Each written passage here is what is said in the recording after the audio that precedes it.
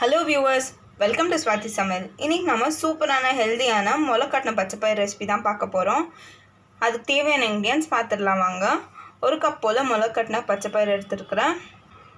இதை வந்து நம்ம 8 to 9 hours வரையும் தண்ணியில் ஊற வச்சு ஸ்ட்ரெயின் பண்ணோம். அந்த தண்ணியெல்லாம் ஸ்ட்ரெயின் பண்ணி எடுத்துட்டோம்னா இந்த மாதிரி வேர் மாதிரி வரும். அதுதான் நம்மளுக்கு முளைக்கட்டின பச்சைப்பயிறுன்னு சொல்லுவாங்க.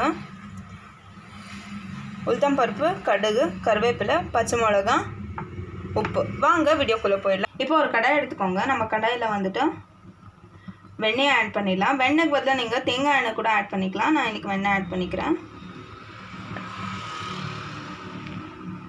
பாருங்கள், வெண்ணெய் வந்து நல்லா சூடாகிடுச்சு. இப்போ நம்ம கடுகு, உளுத்தம் பருப்பு ஆட் பண்ணிடலாம்.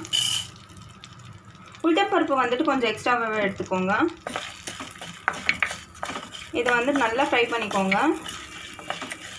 கடுகு வெடிக்கணும்.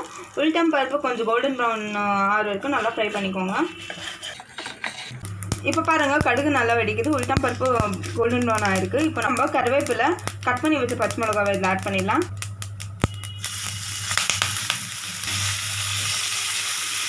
பாருங்கள், நம்ம பச்சை மிளகா, கருவேப்பிலை நல்லா ஃப்ரை ஆகிடுச்சு. இப்போ நம்ம தேவையான அளவு உப்பு ஆட் பண்ணிடலாம். இப்போ நம்ம பச்சைப்பயிறு இதில் ஆட் பண்ணிடலாம்.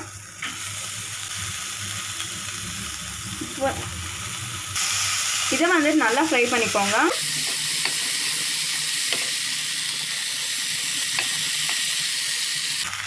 இதை வந்துட்டு விடாமல் ஒரு 2-3 minutes போல் நல்லா ஃப்ரை பண்ணிக்கிட்டு இருங்க. அப்போ தான் நம்மளுக்கு பச்சை பயிரில் ஒரு கிறிஸ்பினஸ் கிடைக்கும்.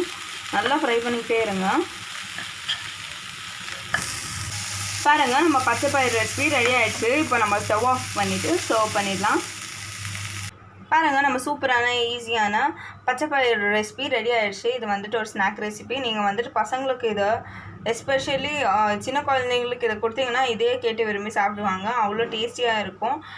கண்டிப்பாக நீங்கள் இதை ட்ரை பண்ணி பார்க்கணும். நம்ம சேனலில் புதுசாக பார்க்குறீங்களா? லைக் பண்ணுங்கள், ஷேர் பண்ணுங்கள், சப்ஸ்கிரைப் பண்ணுங்கள், மறக்காமல் கமெண்ட் பண்ணுங்கள். தேங்க்யூ.